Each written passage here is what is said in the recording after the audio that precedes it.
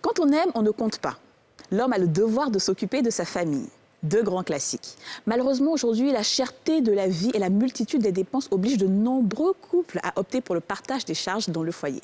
Comment se fait cette répartition?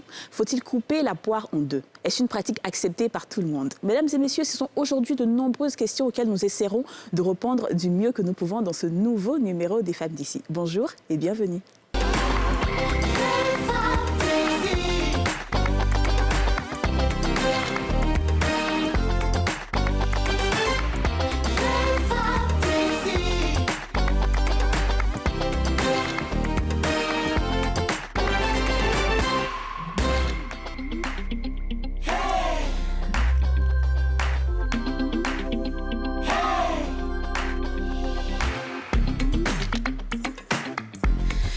Bonjour et bienvenue une fois de plus sur ce plateau, les Femmes d'ici, votre rendez-vous 100% féminin et 100% franc-parler. Bonjour les filles. Bonjour.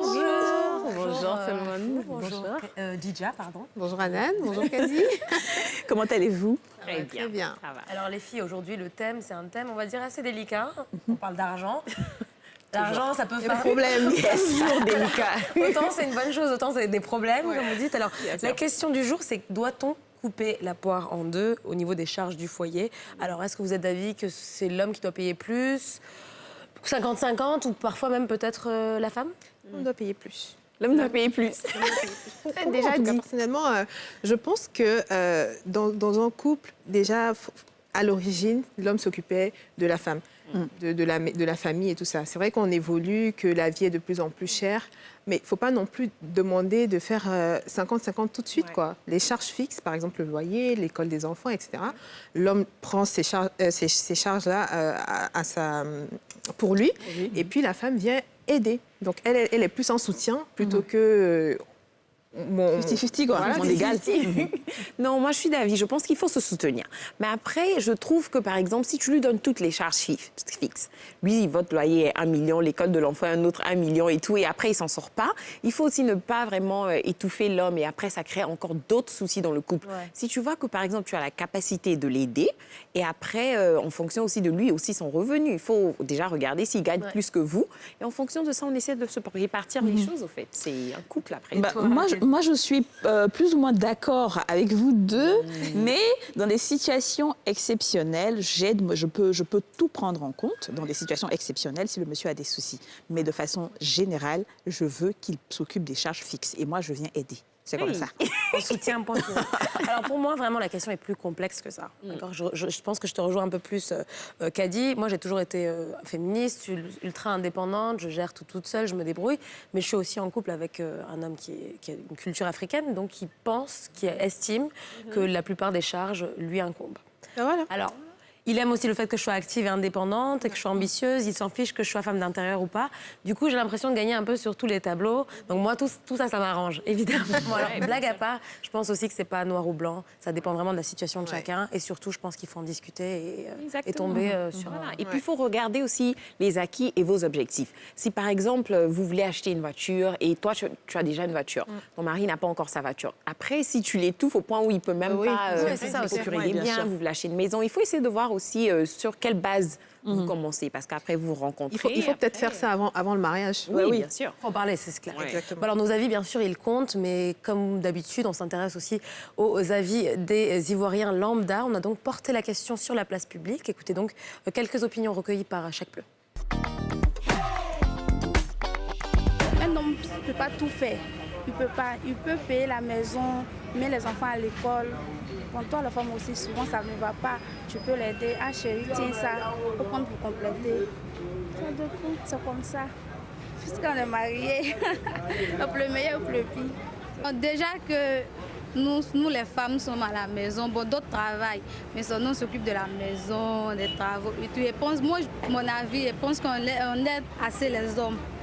Donc, financièrement, je pense qu'ils doivent faire ça seuls, quoi, parce que nous, on doit s'occuper de nos parents.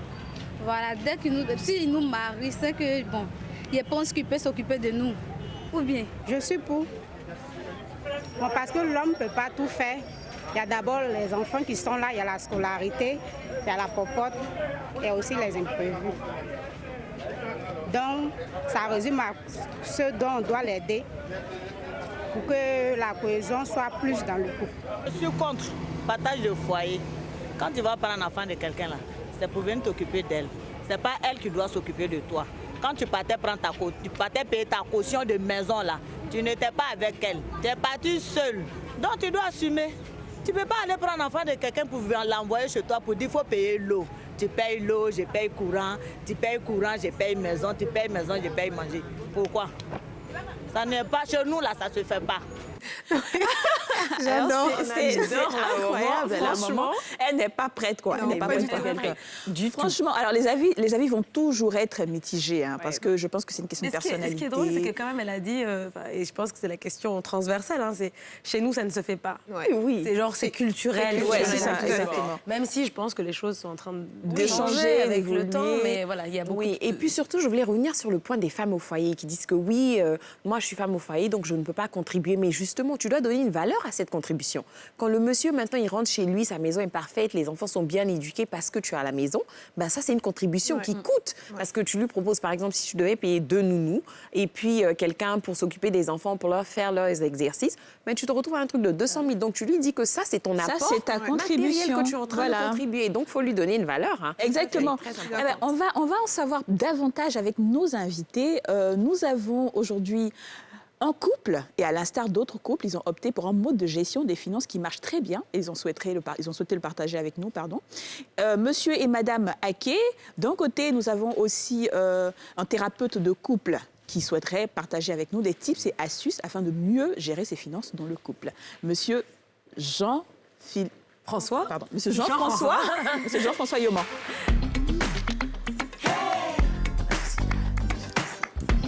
Bonjour à tous les trois.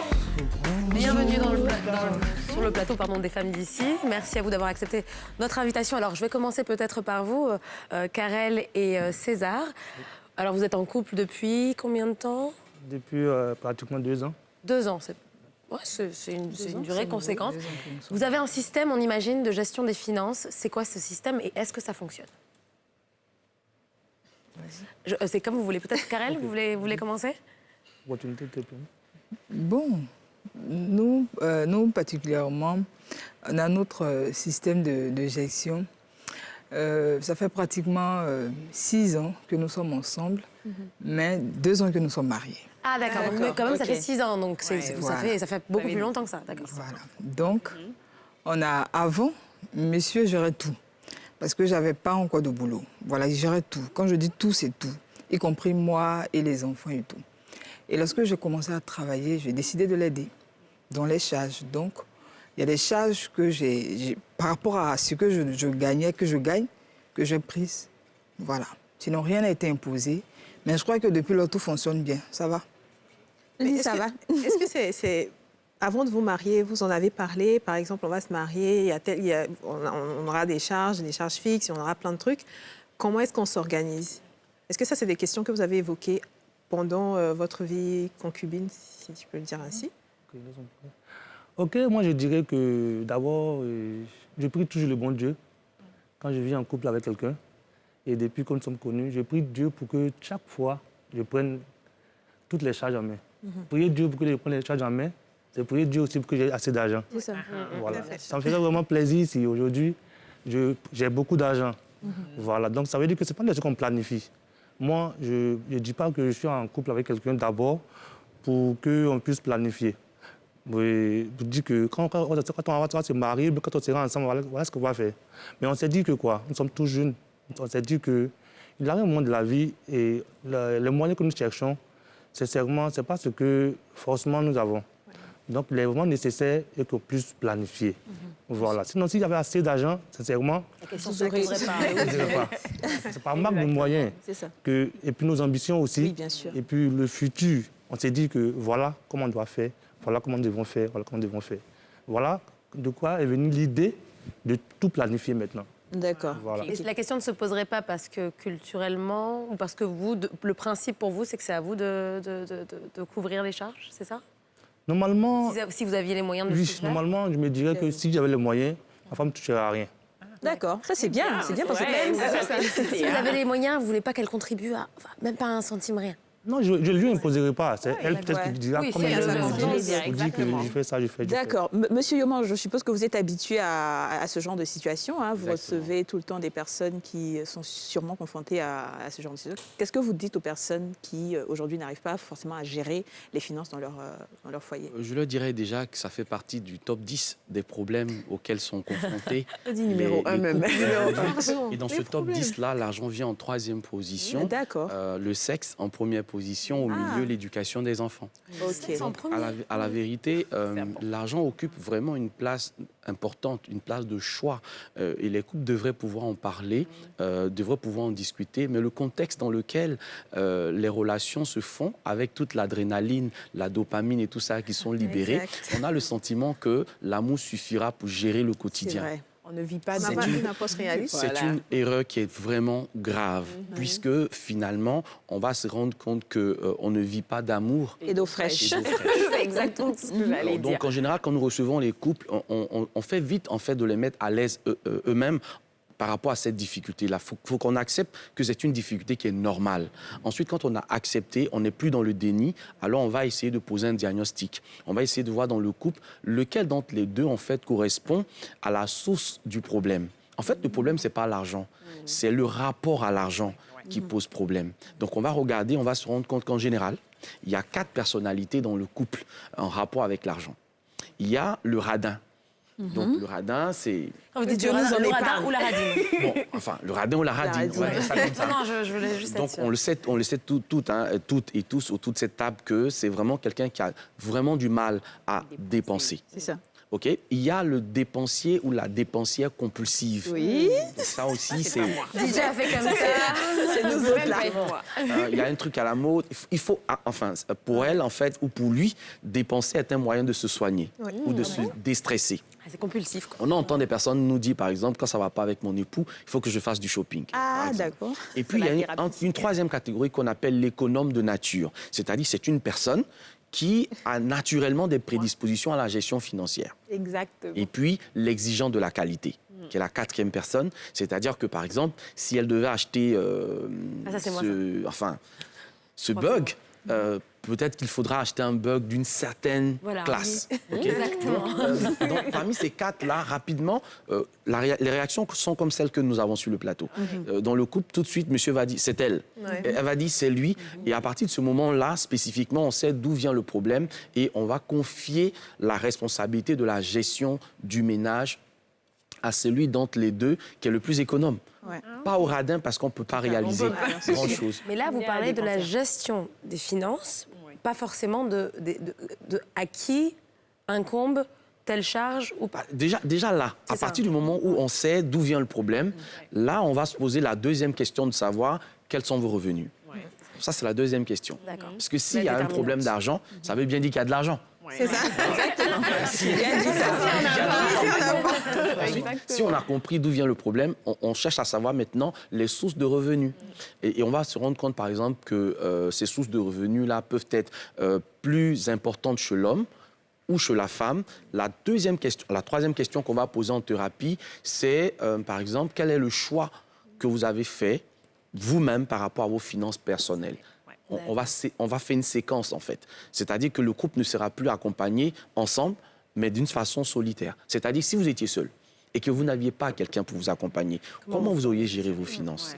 Et là, on va se rendre compte, par exemple, que l'un d'entre les deux, par exemple, a un problème avec la gestion de ses finances, qu'il soit dépensier compulsif, peu importe qui il est. Alors là, à ce moment-là, ce qu'on va faire, c'est de faire une éducation financière. Et cette éducation financière va amener finalement l'homme ou la femme à décider que, voilà, moi, dans ma culture, par exemple, parce que oui, il y a la dimension culturelle qui pèse à 90% sur cette question-là. Ouais, bien sûr. Car bien que, par exemple, parfois, ce soit la femme qui ait plus de rémunération que l'homme, elle estime que ce n'est pas à elle, par exemple, de subvenir aux charges du ménage. Alors à ce moment-là, la question, on va dire, sociologique ou culturelle est étayée. À ce moment, on va peut-être... aider le couple de façon beaucoup plus efficace à... Je suis désolée de vous trouver. interrompre. Vous avez Ouais. parlé d'accompagnement solitaire. Est-ce qu'il n'est pas préférable, dans ce cas-là, de conseiller aux gens Oui. de suivre une thérapie tout seul avant de rentrer dans le mariage? Parce que si on va dans le mariage quand on nous accompagne ses parents, C'est un peu trop tard, c'est ça voilà, autant se connaître, savoir qui on est Et puis, Ça, quand c'est on l'idéal.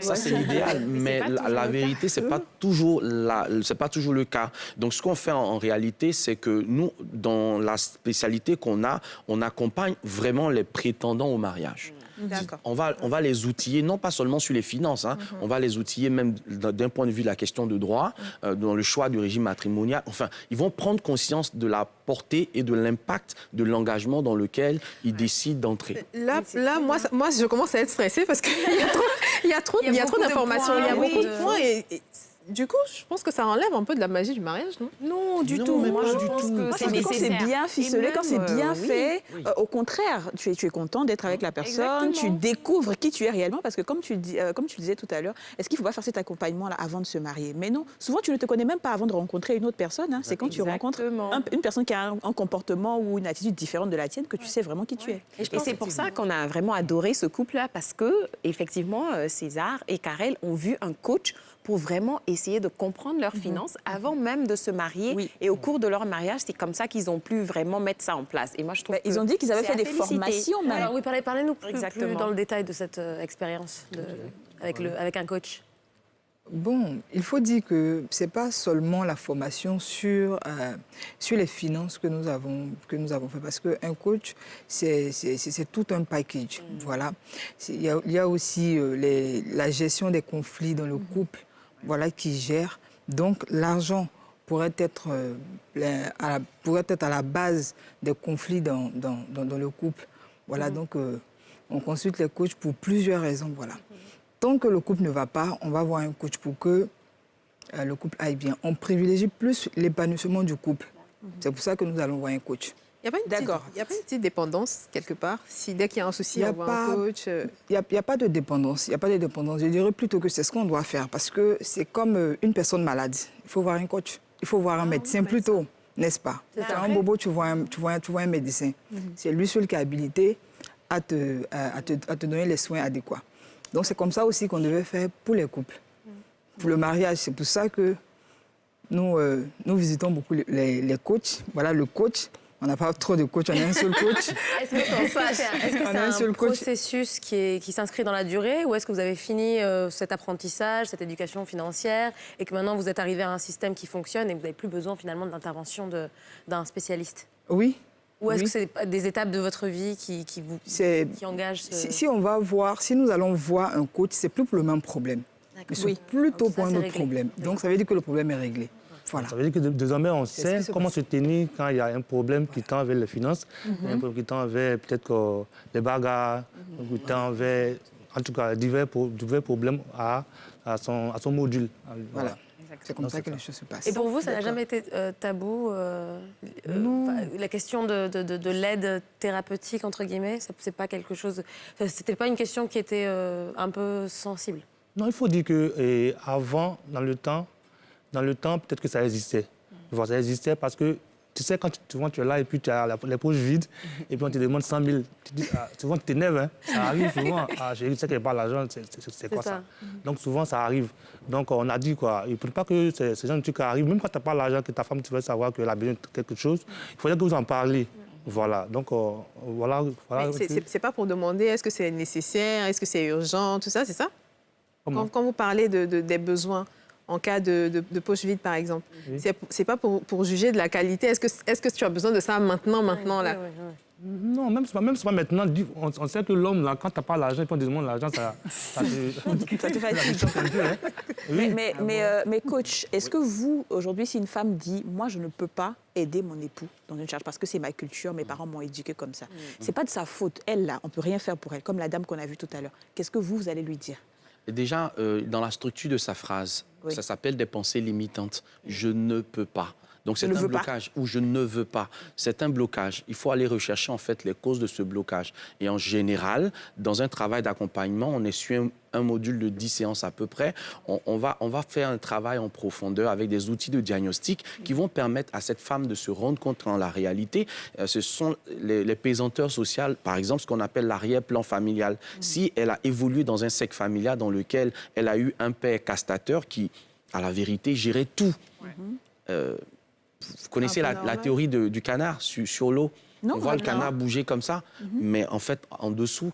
Il y a des pattes. il a des pattes qui pédalent très, Ouais, très fort. c'est vrai. Donc, en général, on a eu cette image du père qui prend toute la responsabilité de la famille, etc.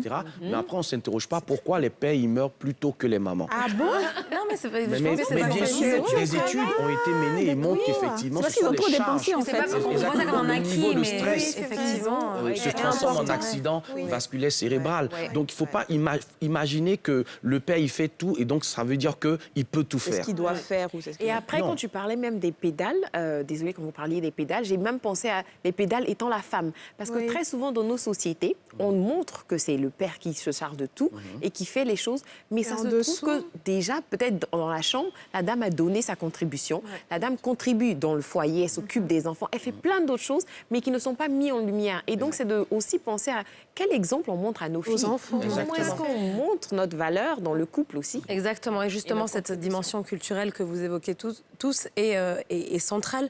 Et finalement, les rôles et les schémas ne sont pas forcément les mêmes, par exemple chez nous ou chez les Occidentaux. Alors justement, quels sont ces codes en vigueur et ont-ils évolué ces dernières années? Reportage. Vous vous êtes déjà posé la question qui paie quoi dans le couple? Comment partage-t-on les factures et quelle est la meilleure méthode pour éviter les prises de bec, véritable enjeu quand il s'agit du partage des charges dans le couple? Selon le modèle africain et ivoirien en particulier, les charges familiales incombent en grande partie au chef de famille, en l'occurrence l'homme. Ce modèle classique qui veut que les hommes subviennent aux besoins de la famille perd du terrain. Les femmes s'investissent de plus en plus dans les charges au foyer. À Treichville, Afoué Kwaku est vendeuse de beignets. Cette mère de 4 enfants tient ce petit commerce depuis 3 ans, ce qui lui permet, dit-elle, de participer aux charges familiales quand le besoin se fait ressentir. Souvent, ils payent la nourriture, souvent c'est là où je paye beaucoup. C'est moi qui m'occupe de la maison. Voilà. Maintenant, le reste, l'école, c'est le monsieur. Mais si le monsieur, ça ne va pas, je t'aide un peu à mon mari. Selon Afoué, les charges ne doivent pas reposer uniquement sur son époux. Elle est consciente que plusieurs femmes ne partagent pas son point de vue. Il y a d'autres qui veulent que c'est le mari qui fait tout. Mais mon mari, je t'aime. Lui aussi même, il t'aime. Souvent, si j'ai problème, il vient régler mon problème. Souvent, lui aussi, s'il est serré, il me demande, ah, ma femme, est-ce que tu peux me sauver? Je dis d'accord. Puis je lui donne. Pour le sociologue Bitra Seyi, l'évolution des mœurs et l'accès de plus en plus de femmes à l'emploi sont autant de facteurs qui expliquent les tendances actuelles. Il est démontré qu'il y a des charges, sans même le discuter avec son conjoint, que la femme s'attribue. Il y a aussi des charges que l'homme s'attribue. Il n'est pas démontré que c'est l'homme qui contribue le plus et non plus c'est la femme qui contribue le moins. Mais ces différentes charges dont nous parlons ici sont socialement et idéologiquement marquées. Le modèle occidental est basé sur le formalisme. Le formalisme, tout se décide, tout est écrit. En Afrique, l'informalité domine les pratiques. Si vous voyez, même l'assistance. En Occident, les questions d'assistance doivent être budgétisées. En Afrique, tout se fait le jour au jour, se refait le jour au jour en fonction des sensibilités. Et si l'argent constitue l'une des principales sources de discorde dans les couples, selon le sociologue Bitra Seyi, la communication reste l'une des meilleures méthodes à adopter pour éviter toute tension et malentendu. Bon, mais c'est pas étonnant, avec ce qu'on vient de voir tout à l'heure, les choses ne sont pas en mesure de changer maintenant. Parce qu'on voit que c'est culturel, les gens n'ont pas l'intention de changer, les femmes n'ont pas vraiment l'intention de faire du 50-50, comme on dit. C'est-à-dire, on se dit, à la limite, je peux aider, mais 50-50, c'est trop tranché, quoi. C'est pour cela que, justement, que la question de l'accompagnement a toute sa place, à la vérité. Parce qu'on est toujours dans des retranchements, et ça, c'est clair. Mais quand on vient en accompagnement et que, finalement, on se rend compte qu'on peut avoir des outils qui permettent des ouvertures, avec une possibilité qu'on a de se poser la question de savoir, par exemple, qu'est-ce que vous voulez pour votre couple? Pour vous, c'est quoi l'idéal du couple? En les écoutant, vous vous rendez compte foncièrement qu'en fait, la femme, elle a vraiment envie de s'investir, mais peut-être que la question financière a tellement été débattue en famille, entre amis, parce que des fois, c'est pas que la famille, hein. Parfois, c'est aussi le cercle d'amis. C'est le cercle d'amis dans lequel on évolue parfois, parce qu'une personne, on le sait, c'est la somme des 5 personnes que vous écoutez, que vous lisez, que vous regardez et que vous côtoyez. Vous êtes la somme de ces 5 personnes. Donc, à la vérité, très souvent... Moi, je suis d'accord qu'on aide, hein. Franchement, j'aime bien aider. Mais le 50-50, là, moi, c'est le côté où tout c'est formel, c'est carré comme un contrat. C'est ça qui me dérange, en fait. Non, à la vérité, ne regardez pas le 50 comme étant une part égale. On voilà, c'est trouve comme en ça que fait je comprends. un équilibre. C'est un compromis. C'est un équilibre qu'il faut finalement trouver. Un téléchargement, même à 99%, il n'est pas encore fini. Il faut 1% pour que moi, le j'ai téléchargement retenu soit de ce reportage aussi, au-delà de ça, c'est qu'on a un sociologue dans le reportage qui disait quand même que les choses étaient en train d'évoluer, qu'il y a de plus en plus de changements, surtout à mesure que les femmes ont accès à l'emploi et que leurs revenus augmentent. Et c'est ce que vous constatez aussi? Oui, parce que idéalement, qu'est-ce qui se passait? En fait, dans l'Afrique traditionnelle, celle qu'on connaît, on a par exemple un chef de famille qui, naturellement, était celui qui devait ramener à manger à la maison. Mais c'est peut-être méconnaître vraiment l'Afrique traditionnelle profonde parce que la femme, elle aussi, avait son petit verger ou son petit potager. Et c'est elle, justement, qui apportait le complément pour faire la sauce, etc. L'homme ne ramenait que le gibier. Donc, traditionnellement, il y avait cette notion d'équilibre. C'est vrai que la tradition et la culture est beaucoup plus complexe. Il y avait cette notion d'équilibre. Le déséquilibre vient à partir pratiquement des années coloniales, en fait. Quand l'homme va avoir un statut en guillemets, du commis, donc qui revient avec des avantages financiers, etc., il va demander finalement à la femme qui était avec lui au village de venir dans la zone urbaine. Dans cette zone urbaine, il n'y a plus le petit champ qu'il y a à côté. Elle va jouer plutôt le rôle de ménagère. Et si vous aviez observé cette période-là, sur les 4 nationales d'identité de certaines de nos mamans, profession, c'était écrit ménagère. Donc, elle jouait ce rôle-là de prendre soin des enfants, de prendre soin de la maison. Exactement. Et c'était le rôle qui leur était dédié. On allait parfois dans certaines classes supérieures ou classes moyennes à certains hommes qui disaient à leurs femmes, je ne veux pas que tu travailles, je veux que tu fasses rien d'autre que de rester là et à t'occuper des enfants. Mais c'est relativement récent, en fait. Donc, du coup, la charge, c'est un peu misogyne, hein, mais la charge un peu machiste est devenue, en fait, la responsabilité seule de l'homme. Personne ne lui a demandé ça. Parce qu'à la vérité, très souvent... Personne ne lui a demandé ça. C'est ce qu'il doit faire. Mais même quand on célébrait les mariages à l'époque, on disait que l'homme est le chef de la famille. Ça sous-entend toutes ces choses-là. C'est lui qui va porter la famille, qui prend soin des enfants, qui gère tout. C'est vrai qu'aujourd'hui, on dit c'est l'homme et la femme. On leur donne à eux deux. Peut-être. Oui, exactement. Et après, moi, je veux pousser un peu plus loin. Oui, qu'est-ce qu'on pense aussi au cadre de vie qu'on veut. Okay, si vous venez de milieux différents, et moi, je veux, disons, habiter à la Riviera, je veux conduire et je veux chauffeur. Et le monsieur, lui, il n'est pas prêt financièrement pour ça. Il a son appartement à Koumassi et ça. Est-ce que ça veut dire que parce que je ne veux pas contribuer, je dois aller vivre avec lui dans une chambre salon à Koumassi? Non, c'est pas la même chose. Je prends ma maison à la Riviera et il m'apporte ce qu'il peut apporter. Mais regarde, par exemple, à Afou, quand on parle de contribution, en fait, souvent, on n'a pas envie d'avoir un cadre trop formel. Tu vois ce que je veux dire? C'est-à-dire que moi, par exemple, je me dis, mon époux, il paye le loyer, il paye les factures et tout. Mais si aujourd'hui, moi, j'ai envie de nous offrir un voyage à Dubaï, mais je paye tout. Ça ne me dérange pas de tout payer. Tu vois ce que je veux dire? Si aujourd'hui, j'ai envie d'acheter une maison pour nous, je l'achète. Mais ça vous inspire quoi, à tous les deux, ce débat, justement, sur les charges et à qui elles incombent? Peut-être Karel. Bon, moi, c'est ce que mon mari a dit en prélude. C'est que lui, en tout cas, au niveau des charges, il n'y a pas de problème au niveau des charges. Tant qu'il a les moyens de le faire, il fait sans demander.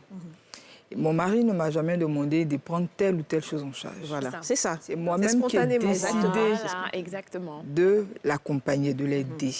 Parce que je trouvais qu'il en faisait trop. Voilà. Et donc, il ne fallait pas... Voilà, donc il fallait pas le laisser seul, au fait, faire tout. Donc, c'est pour ça que j'ai pris certaines choses en charge. Excusez-moi, comment vous sentez quand votre femme vous aide? Comment est-ce que vous vous sentez? Ça me réjouit parce que je n'ai pas l'habitude de voir quelqu'un m'aider depuis... pas quelqu'un qui t'aide depuis longtemps et puis ça vient. Du coup, tu es content, ça te réjouit, tu trouves que c'est une bonne femme. Et puis bon. Alors, moi, j'avais posé une question à notre coach, à notre thérapeute. C'est, je sais pas si... Enfin, vous êtes sûrement familier avec la notion de charge mentale. Bien sûr. Alors, quand on parle de charges financières, c'est une chose, c'est très important. Et en général, effectivement, elles incombent plus aux hommes. En tout cas, dans la société, c'est souvent comme ça qu'on voit la chose. Et les femmes ont souvent cette charge mentale qui est particulièrement importante. Pourquoi? Parce que parfois, elles travaillent, mais elles ont aussi le rôle de mère et peut-être un peu le sens du détail dans la maison qui fait qu'elles se posent énormément de questions. Elles ont des to-do list, des listes de tâches interminables. Et du coup, est-ce que finalement, ça ne se compense pas si l'homme gère les charges financières et que les femmes gèrent la charge mentale? Non, parce que finalement, la charge financière va se retrouver être une charge mentale pour l'homme. Ouais, donc, c'est tout un ensemble, en fait, de choses qu'il faut regarder de près. Et comme je dis, il n'y a pas de couple qui soit un jumeau à un autre couple, en fait. Ouais. Non, il faut éviter le système de jumelage quand on parle de la question de couple. Chaque couple a sa réalité et en accompagnement, on tient compte de ces spécificités-là. Il y a des couples dans lesquels ça va marcher super bien. Par exemple, on verra peut-être quand on parlera des astuces, mais il y a des couples dans lesquels il n'y a pas l'argent de monsieur ou de madame, il y a l'argent du couple. Oui, ça. Alors ça, c'est la question de conjoint, justement. Exactement. Oui. Donc, on va voir la notion de couple, la notion de conjoint, la notion d'époux, parce qu'en fait, chaque fois qu'on dit ces différentes expressions, ça cache des réalités qu'on transporte sans véritablement réaliser. Donc, attention à savoir exactement quelle est la base sur laquelle notre couple a décidé de fonctionner. Mais dites-nous, justement, en même temps, les tips et les astuces pour qu'on puisse mieux gérer. Une première astuce, par exemple, pourrait être le système de ce que j'appelle l'enveloppe commune. Okay. C'est quoi l'enveloppe commune? L'enveloppe commune, c'est en fait un système dans lequel on a évalué les charges de la maison ou les charges du foyer. Ces charges-là peuvent être... Y compris le shopping? Non. Non, c'est-à-dire qu'on va s'asseoir tous les deux. Mais bien sûr, on va s'asseoir tous les deux et on va faire un budget familial. D'accord. Et dans ce budget familial-là, on va avoir plusieurs postes. Okay. On va avoir, par exemple, les charges fixes. On va avoir tout ce qui tourne autour de l'éducation des enfants. On va avoir tout ce qui tourne autour de la santé. On va avoir les divertissements. On va avoir dans les divertissements, justement, shopping, etc. On va avoir une séquence projet. On va avoir une séquence formation pour le couple. Si le couple doit faire des formations. Ça fait beaucoup. Il y a la dernière séquence qui est la séquence investissement ou, si vous voulez, encore épargne. Et une fois qu'on a déterminé tout ça et qu'on sait exactement le montant que c'est, on ne va pas chercher spécifiquement à savoir qui amène quoi. On dit qu'on a 1 million à renflouer dans la caisse de la maison. Chacun se bat comme il peut et il fait en sorte que les 1 million soient dans la caisse. Madame peut trouver 400 000, monsieur 600 000 pour ce mois. Et le modèle varie en fonction que le couple soit un couple, par exemple, salarié, un couple fonctionnaire ou un couple d'entrepreneurs. Ce n'est pas les mêmes réalités. Quand c'est un couple de salariés ou de fonctionnaires, on a des rémunérations qui sont fixes et qu'on peut connaître d'avance. Ça risque pas de causer d'autres problèmes du type ça fait je mets toujours plus que toi, c'est toujours moi. C'est pour ça qu'à la base, en fait, on va travailler sur la personnalité à l'intérieur du couple.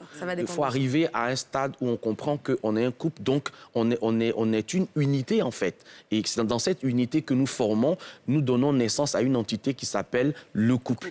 Et à partir de ce moment-là, on fonctionne comme ça. Mais ça, c'est un système qui fonctionne pour certaines personnes. Mais pour d'autres, le monsieur a besoin d'affirmer son hégémonie. Savoir qu'il est... Il a besoin de se sentir fort. Dans ces couples-là, on donne 2 astuces. La première, c'est que monsieur veut se sentir fort, mais financièrement... Alors, si la femme a beaucoup plus de sagesse, beaucoup plus de maturité, il est possible, par exemple, qu'on fasse ce qu'on appelle l'enveloppe pliée. C'est quoi l'enveloppe pliée? C'est de pouvoir, par exemple, mettre les moyens à la disposition de l'homme pour qu'il reste dans son statut, pour qu'il reste dans sa posture, mais sans pour autant donner le sentiment que ça vient d'elle. C'est ça, oui, bien sûr. C'est la manipulation. Beaucoup de femmes font ça aujourd'hui. Beaucoup de femmes font ça. Et qui est propre à leur histoire, qui est propre à leur couple. Et puis, il y a la 3e séquence qu'on appelle les goujottes ou le système des enveloppes. Ça, c'est un système dans lequel, en fait, on va noter sur une série d'enveloppes toutes les dépenses qu'on a à faire et répartir. Le monsieur va dire, par exemple, moi, je m'occupe de tout ce qui est loyer, enfin, il y a un certain nombre de charges lourdes, OK? Et puis, la femme va gérer les charges qu'on appelle les charges légères. Et même dans les factures, elle va prendre, par exemple, l'eau plutôt que de prendre le courant. Elle va prendre, par exemple, la nounou plutôt que de prendre, par exemple, le chauffeur. Il y a un certain nombre d'arrangements comme ça. Et quand le couple arrive à ça dans un accompagnement, vous ne pouvez pas imaginer la joie que ça peut être parce que finalement, elle réalise que cette répartitions-là participent aussi de l'équilibre et du bien-être de leur couple. Et les voir repartis comme ça, c'est une satisfaction énorme. C'est très bien, quoi. coach. Puisque nous parlons finance, on a une experte en la matière qui va nous apprendre tout à l'heure comment gérer un business dans le couple. C'est tout de suite après la pub.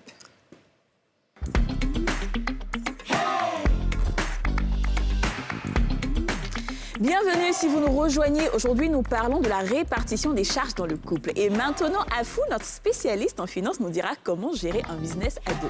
Exactement. Donc aujourd'hui, dans Parlons Business, nous allons surtout parler de comment effectivement lancer une activité en couple. Je vous dis, la première des choses quand les gens se marient, ils veulent toujours créer une activité. Oh non, bébé, viens, on commence quelque chose ensemble. Moi, je dis toujours déjà, il faut s'assurer que vous avez un intérêt pour la chose et comprendre quelles sont les contributions de chacun. De la même manière dont le coach nous a dit, il faut vraiment essayer de comprendre. Bon, si c'est par exemple un commerce où c'est la dame qui a voulu avoir l'idée et tout ça, il faut aussi discuter avec ton homme. S'il n'a pas d'intérêt et qu'il n'est pas prêt à s'investir dans le projet autant que vous, ben avoir toutes ces discussions-là. Le deuxième point, je suis désolée de le dire, mais c'est surtout de rentrer dans un contrat avec votre époux. Le mariage même, c'est un contrat. Donc, si vous décidez de lancer une activité ensemble, il faut qu'il y ait un contrat avec des termes de référence qui va spécifier les objectifs, les rôles et puis ce que tout le monde va apporter. En termes d'apport financier? Non, pas seulement financier, matériel. Après, si c'est par exemple la dame qui met la base pour commencer l'activité ou bien si c'est l'homme, mais qui passe son temps tous les jours sur l'activité, c'est un temps aussi qu'elle met. Donc, il faut vraiment définir tout ça pour ne pas qu'il y ait à la fin un souci sur non, moi, je passe toutes mes journées dessus, toi, tu ne fais qu'appeler. Ben, quand c'est le cas, ben, vous le mettez en tant qu'investisseur, par exemple, ou bien dans le conseil d'administration. Mais si après, vous dites que vous êtes après... Oui, mais justement, parce que c'est pas parce que vous êtes un couple marié que ça doit forcément être 50-50. On est d'accord que ça s'applique aux couples non mariés aussi. Hein. Oui, bien sûr. Même si vous êtes en partenariat, vous pouvez aussi commencer une activité ensemble. Mais c'est encore plus complexe parce qu'après, si c'est juste votre copain, demain, il n'est plus votre copain et après... Non, dans ce cas-là, le contrat, là même, là, on doit bien dire tout. Généralement, on est plus léger quand on est marié parce qu'on se dit, oui, c'est mon mari, voilà, donc tu es un peu plus léger. Mais non, il ne faut pas. Justement, parce que 50% des mariages finissent par... Il faut quand même se préparer au pire. Après, il faut aller vers la formalité. Il faut essayer, quand vous allez au CPC, vraiment définir la structure qui vous convient. Si c'est une salle, si c'est une franchise, et vraiment incluez cette organisation-là dans votre couple. C'est pas parce qu'on est marié que ça va être vraiment à la légère et tout. Il faut l'organiser de manière formelle. Après, la dernière chose dont je veux parler, il faut savoir aussi raccrocher. C'est pas tous les soirs, on parle que de l'activité qu'on a ensemble, ou bien on ne fait que discuter, bon, il y a 10 francs qui manquent ici, j'ai pas compris, ça fait des disputes. Franchement, il faut savoir se concentrer. Vous êtes d'abord un couple avant tout, et l'activité, ça vient en plus, ça vous donne un sujet additionnel à parler, mais il faut d'abord alloter un temps. C'est-à-dire qu'il faut un emploi du temps. Voilà, on parle notre business de 19h à 20h. Après ça, on ne parle plus de ce sujet-là. C'est difficile d'avoir quelque chose d'aussi carré, en fait, dans un couple. Non, c'est bien si vous le faites. Si on arrive à le faire, c'est bien. Mais personnellement, je pense que je peux juste contribuer au business de monsieur ou il contribue à mon business. Mais franchement, le business ensemble, je ne pourrais pas. Ouais. C'est vrai que je pense que ça rejoint un peu le point que faisait notre de savoir coach exactement tout à l'heure, qui tu es et des personnalités et des couples. Exactement. Mais après, même quand vous l'aidez, la plupart du temps, les gens n'ont pas cet esprit-là de matérialiser ça. Si tu passes 4-5 heures tous les jours sur le business... Ah non, il y a aussi le contrat. Voilà, non, mais attends. Donc, si mon époux a une entreprise et qu'il vient à la maison, il me dit, chérie, voilà, il y a ça que je dois faire, il y a tel investisseur, qu'est-ce que tu penses? Ce que je lui dis comme conseil, là. C'est un conseil. Une fois en passant, c'est-à-dire, je lui dis ça tout le temps parce que les hommes, quand ils rentrent à la maison, généralement, ils se reposent sur la femme. C'est elle qui donne. Il faut faire une distinction entre le conseil et l'appui, il faut matérialiser du conjoint et de la conjointe et l'implication réelle de sa femme. Tu lui apportes ton soutien moral. Mais après, si tu es en train de contribuer non seulement tes ressources et puis ton talent aussi, si tu es allé à l'école, c'est ton plaisir. Je vends mon esprit, OK? Je donne des conseils, c'est basé sur un contrat et j'attends ma rémunération à la fin. C'est clair, je suis d'accord. Merci beaucoup, Afou. Alors, je sais que notre couple a l'habitude des formations et on a fait beaucoup avec des thérapeutes, mais est-ce que vous avez appris quelque chose? Vous avez appris quelque chose grâce à la... Moi, ce qu'elle a dit aussi, il y a un truc qui est retenu. Et je ne vais pas contre ce qu'elle a dit, mais je vais dire qu'au début d'une activité, on ne peut pas limiter le temps. Par exemple, nous sommes dans la gestion des résidences appartements meublés. D'accord. Voilà, nous faisons ça de notre business. Disons que quand c'est un début, on doit en parler longuement. Et après, quand on m'habitue à ça, peut-être que ça peut prendre 1 heure pour en parler. Voilà. Vous avez un contrat aussi, tous les deux? Oui, nous sommes dans un contrat. Voilà,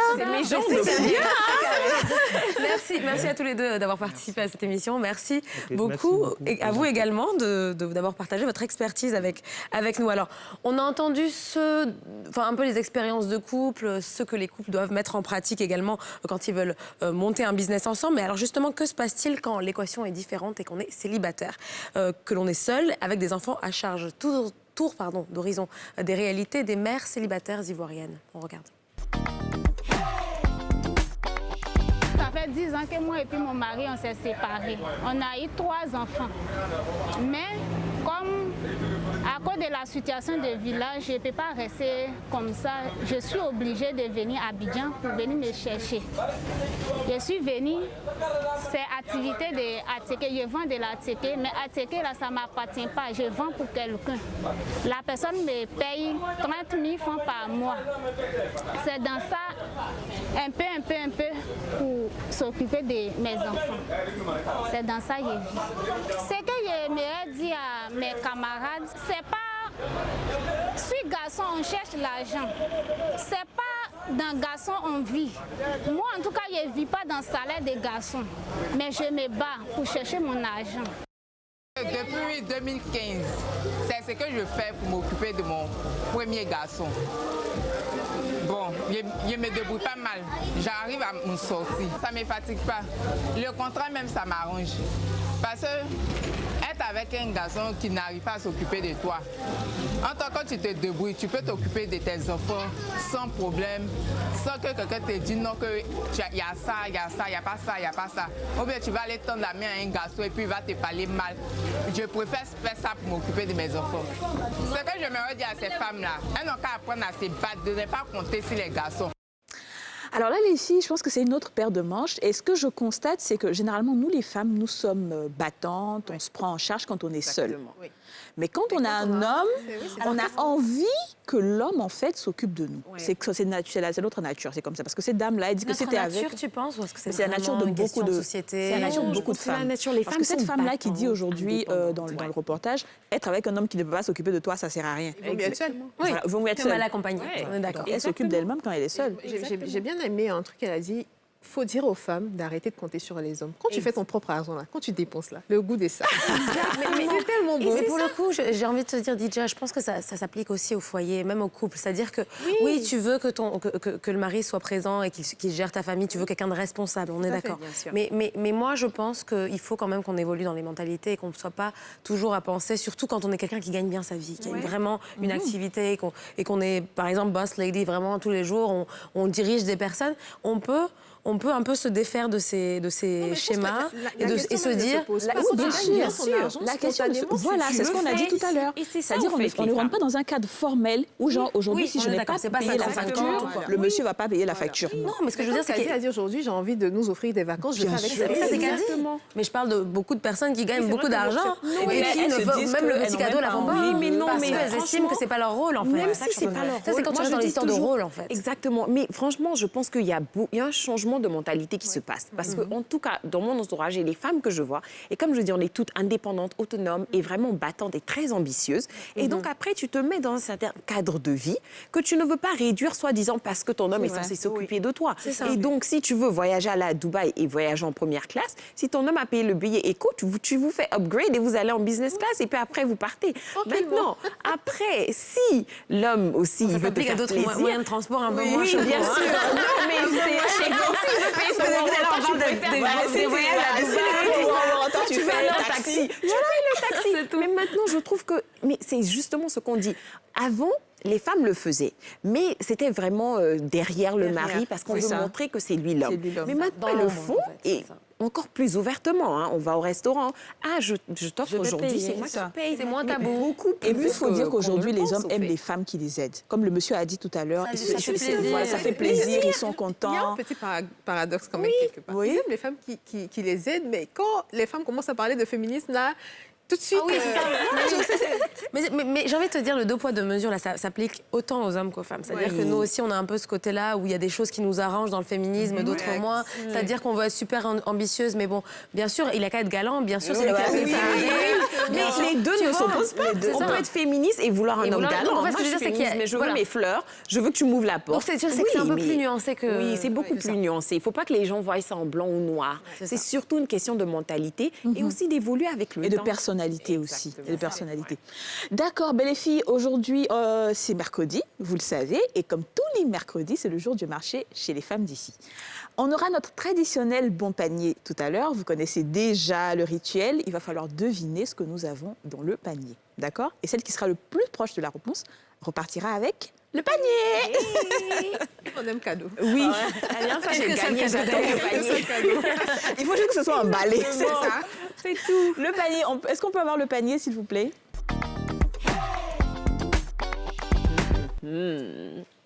Ah, oui, le Le panier. Merci beaucoup, Colombe. Il est un Alors, peu plus garni que la dernière fois. je vous montre le panier. Je vois du piment. La tomate, Voilà, des œufs. exactement. Alors, tu peux lister peut-être parce que je sais pas si on voit bien. Oui, Il y a, du maïs, mon calcul. du cacao, Oui. des tomates, du piment et du thé et une plaquette d'œufs. Voilà. C'est pour faire une omelette, petit-déj, quoi. Voilà, le petit-déj, C'est rapidement. le petit déjeuner, c'est ça. Alors, donc, rapidement, je fais le tour de table. Je commence par toi, Dija. Dis-nous. À combien est-ce que tu estimes ce panier? Calcul rapide. J'estime à 5 000 et quelques. 5 000. Ah bon? Parce qu'il y a des boîtes qui coûtent un petit peu... D'accord. Et toi, Anan? Elle fait le Allez, calcul. 3005. 3500? Non, moi, je dirais 3000. Max. Ah ouais? 2500 même. Quand j'ai dit 3005, tu dis 3000. Non, 2500. Allons à 2500 Alors moi, je pourrais l'estimer à 4500, 5000. Voilà. Tu vas beaucoup plus Donc bah oui, parce que ça déjà, ça coûte 2000 francs chez nous. Alors, c'est quoi la réponse? Alors la réponse, on me dit à l'oreille que le panier coûte 6000 francs. Qui a gagné? C'est moi. Non, c'est moi, j'ai dit 5 000 et quelques. Ah Bon, c'est pareil, vous dites à peu près. on va se partager. Je pensais que tu avais dit 5500. J'ai dit 5000. Elle a dit 5 000. 5 000, 5 000. Et moi, j'ai dit C'est 5 ça. 000. Bon, d'accord. Déjà, alors, Ok, déjà, tu remportes le panier. Il faut juste que tu fasses des omelettes pour tout le monde après. Oui. D'accord? Bon, d'accord. Et puis du thé, s'il te plaît. Bon, en tout cas, voilà, c'est bien. Au moins, on pensait que ce serait à vous qui gagnerait à chaque fois. En tout cas, Mais finalement, j'ai pas bien vu, au fait. C'est La ça. prochaine fois. Les excuses. Bon, vous le savez, on aime parler argent, on aime calculer, mais on aime aussi parler nourriture dans Les Femmes d'ici. Aujourd'hui, c'est le jour de marché, comme l'a dit Kadi. On s'attarde sur un mets assez classique en Côte d'Ivoire et dans d'autres pays d'Afrique de l'Ouest. Il s'agit d'un plat en sauce, pour le petit indice. Je ne vous en dis pas plus, mais ce sera juste après une courte page de pub à vos tabliers. Tout de suite.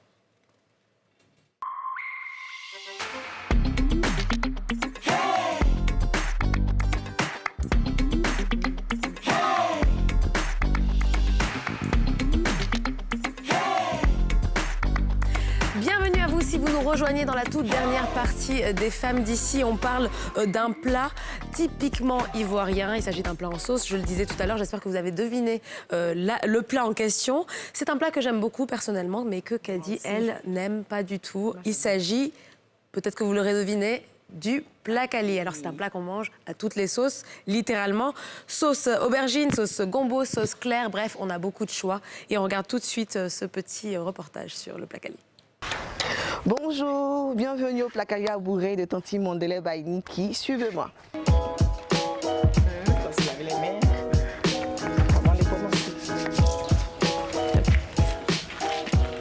On doit mélanger la graine. Donc là, on va retirer en fait l'eau de la graine.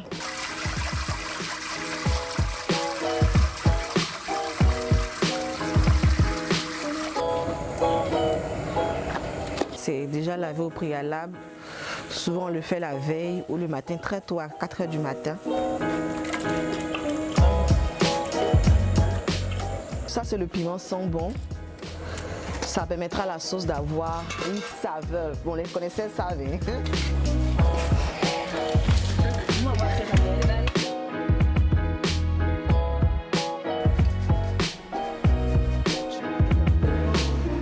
maintenant mettre le poisson fumé dans la sauce. Voilà, on a bien lavé, on va laver la deuxième fois encore. Mais on va retirer le poisson, ça ne va pas trop durer dans la sauce pour éviter que en fait, le poisson se casse dans la sauce. On va laver maintenant le plat là. Donc comme on a dit depuis le début, c'est le plat là qui vient de Beaunois. On va préparer et puis on va le taper. Le placali abouré, quand ça se prépare, on ne doit pas sentir la graine. Ça c'est le but phare en fait de la cuisine abourée. On va faire maintenant la sauce plat là. Donc là, nous sommes en train d'ajouter le poisson en poudre avec la poudre de crevettes aussi. On va prendre la djoran qui est un assaisonnement naturel aussi. On va ajouter. Le placali, c'est un mélange du manioc qu'on râpe pour recueillir en fait de la pâte. Et c'est la pâte de manioc recueillie qui est le placali.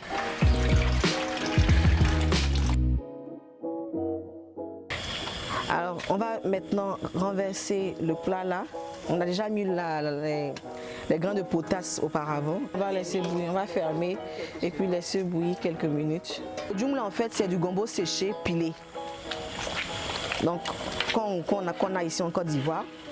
Donc, on est arrivé à l'étape de mettre le djumble dans la sauce graine.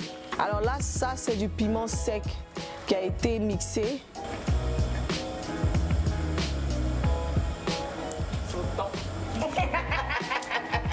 Nous sommes en train de mixer le plat là. Là, le placali, il est prêt. On va maintenant servir pour les différentes commandes. Alors là, maintenant, nous sommes arrivés à l'étape du mélange. Nous avons mélangé le gombo qui a été pré-cuit dans la sauce graine et djumble. C'est ce qui donne ce rendu bien lourd, bien voilà, c'est le placali abouré.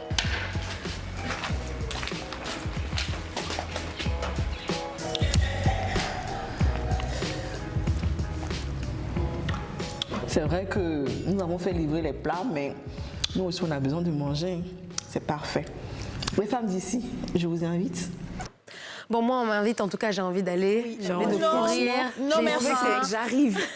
Moi, s'il vous plaît. J'adore le placali. C'est tellement bon ce truc. Mais qu'est-ce qui est bon dedans même? Alors, explique-nous, qu'est-ce qui te dérange dans le placali? En fait, c'est pas que ça me... Ce que j'aime le plus, c'est la sauce. Il y a plat là-dedans. Il y a gombo. Mais tu sais, les sauces différentes. Tu sais, Khadija, toutes ces sauces dont tu parles, on le mange très bien avec du riz. Moi, j'aime la sauce gombo, sauce plala et tout. Mais le placali, là, je sais pas ce qu'il y a dedans qui est doux, en fait. Et puis le matin, tu réchauffes. Placali, moi j'ai un problème avec tout ce qui est pâteux, tu vois. C'est-à-dire c'est comme le foufou. Je mange le foufou par exemple, mais le foutou et le placali, je mange pas. Le placali là quand je regarde là, je peux t'assurer que tu rates quelque chose. Alors par contre, tu parles mal du foutou aussi, toi vraiment. Moi pour moi le foutou c'est encore plus, enfin c'est haut sur ma liste, enfin même avant le placali. Moi j'aime tous les plats en sauce. Oui. C'est trop bien. Mais alors du coup t'aimes pas le gombo parce que ça aussi c'est un peu. Mais si justement, je mange toutes les sauces, je mange le gombo et j'aime très bien la sauce gombo, plala, mais avec du riz. C'est pas grave, plus le placani pour nous, bien. Qui sait le faire? Parce qu'on aime bien savoir qui est cordon bleu déjà. Moi, vous savez, c'est pas mon cas. Moi, vraiment très basique. Placali en tout cas. Mais en fait, moi, je sais pas faire le placali, mais je sais faire le cabato et c'est à peu près la même manière de cuisiner. Donc, je fais le cabato comme ça, là, tu vois, tu mets la marmite. Mais tu manges pas Tu manges cabato? Qui mange? Comment tu l'as pas mangé cabato? Toi aussi. Jamais. On se dit les vérités. Alors, tu peux me dire c'est quoi le cabato? Mais le cabato, tu sais pas c'est quoi le cabato? Alors, le cabato, c'est comme du placali, mais un peu plus joli. Oui. Avec du maïs. Voilà, c'est du maïs. Et c'est en poudre aussi. Je vais t'envoyer un jour. Pardon. Ouais, je vais t'envoyer. Pas juste dire ça. Non, je vais t'envoyer sincèrement. Je te dis que moi j'aime manger, pardon. D'accord, je vais faire du cabato pour vous toutes. Alors c'est la même méthode de cuisson. C'est de l'eau chaude. On renverse la poudre de maïs dans l'eau chaude.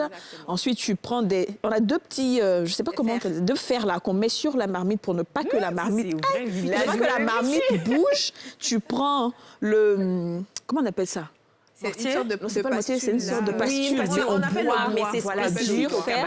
Tu t'assois sur les fers là, tu mets la marmite entre les jambes et puis tu commences. Vas-y, tu me donnes envie de manger ton cabato, s'il te plaît. En fait, ça a l'air, voilà, en fait, c'est tellement physique. Oui, c'est ça. C'est comme tout, beaucoup de pâtes. Enfin, comme le pays, c'est comme ça, c'est comme le foutou. C'est vraiment. C'est pour ça que je Moi, je dis toujours que je sais pas piler le foutou. pourquoi on me dit Mais on pas, doit trouver des mixeurs et tout ça pour faire ce genre de plat-là. Franchement, oui, s'il vous plaît. Ça se fait en mixeur. Oui, il faut qu'on trouve des solutions. Moderniser un peu la chose, mais ça enlève un peu le côté... Exactement, c'est pour ça, les femmes comme nous, là, moi, tu vas pas me trouver en train Bon, les filles, on pourrait parler de plats quali et En tout cas. de plats comme ça jusqu'à demain, mais on ne peut pas, malheureusement, on doit rendre l'antenne. Alors justement, on va rendre l'antenne et on se retrouve demain, même heure, même plateau, comme d'habitude, et même chaîne surtout. À demain.